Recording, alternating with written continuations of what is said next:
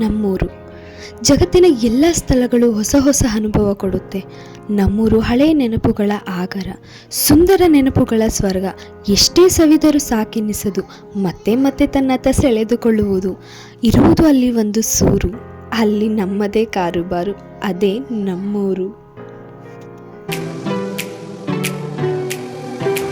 Hello everyone, welcome to Priyanka YouTube channel.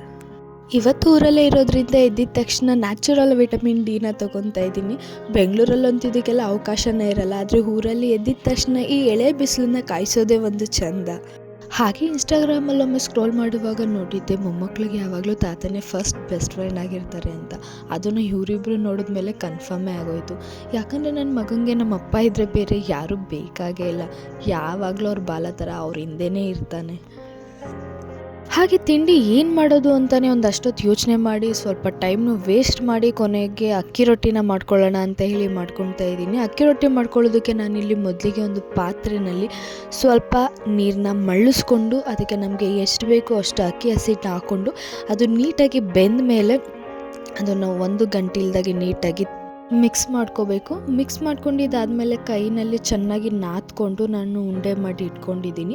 ಅದಾದಮೇಲೆ ಕೈಗೆ ನೀರು ಹಚ್ಕೊಂಡು ನೀಟಾಗಿ ಆ ರೊಟ್ಟಿನ ತಟ್ಕೊಂಡು ಬೇಯಿಸ್ಕೊಂಡ್ರೆ ರೊಟ್ಟಿ ರೆಡಿ ಆಗುತ್ತೆ. ಹಾಗೆ ನಾನಿವತ್ತು ರೊಟ್ಟಿ ಜೊತೆಗೆ ತೆಂಗಿನಕಾಯಿ ಚಟ್ನಿನ ಮಾಡ್ಕೊಂಡಿದ್ದೆ. ತಿಂಡಿ ಎಲ್ಲ ತಿಂದಿದ್ದಾದಮೇಲೆ ತೋಟಕ್ಕೆ ಹೋಗಿ ಬರೋಣ ಅಂತ ಹೇಳಿ ಹೋಗ್ತಾ ಇದ್ದೀವಿ. ಊರಿಗೆ ಬಂದವಳು ನೀರಿಗೆ ಬರಲ್ವಾ ಅಂದಾಗೆ, ಊರಿಗೆ ಬಂದಮೇಲೆ ತೋಟಕ್ಕೆ ಹೋಗಿ ಒಂದು ಎಳ್ನೀರು ಕುಟ್ಕೊಂಡು ಬಂದಿಲ್ಲ ಅಂದರೆ ಊರಿಗೆ ಬಂದು ಏನು ಪ್ರಯೋಜನ ಅಲ್ವಾ. ಸಂಪತ್ತಿನ ಸುಖದ ದುಬಾರಿ ಮಹಲಿನ ಬಂಗಾರದ ಹಾಸಿಗೆ ಇದ್ದರೇನು ಶಿವ, ನಮ್ಮೂರನ್ನೆಲ್ಲ ಜಲ ಗಾಳಿ ಭೂತಾಯಿಯ ಸ್ಪರ್ಶವೇ ಪರಮಾನಂದ ಶಿವ. ಎಷ್ಟು ನಿಜ ಅಲ್ವಾ.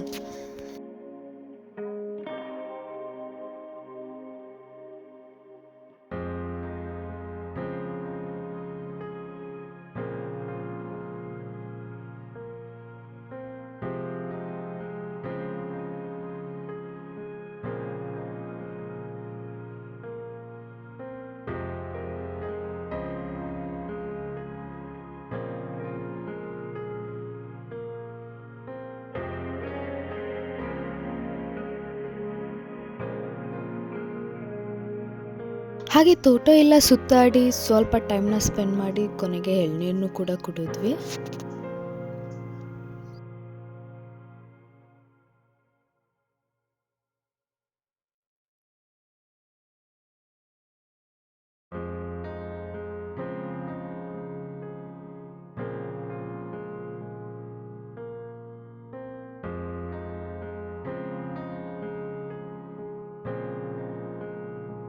ಎಳ್ನೀರೆಲ್ಲ ಕುಡ್ದಿದ್ದಾದಮೇಲೆ ತೋಟದಲ್ಲಿ ಹಾಕಿರೋಂಥ ಕರಿಬೇವು ಸೊಪ್ಪಿತ್ತು, ಅದನ್ನು ಕೂಡ ಮನೆಗೆ ಸ್ವಲ್ಪ ಕಿತ್ಕೊಂಡು ಬರೋಣ ಅಂತ ಹೇಳಿ ಕಿತ್ಕೊಂಡು ಬಂದ್ವಿ. ಹಾಗೆ ತೋಟಕ್ಕೆ ಬರುವಾಗ ನಮ್ಮವ್ವ ನಂಗೂ ಎಳ್ನೀರು ಬೇಕು ಅಂತ ಹೇಳಿದರು. ಸೊ ಹಾಗಾಗಿ ಅವ್ರಿಗೆ 2 ಎಳ್ನೀರನ್ನ ಕಟ್ಟಿಸ್ಕೊಂಡು ಮನೆ ಕಡೆ ಹೊರಟ್ವಿ.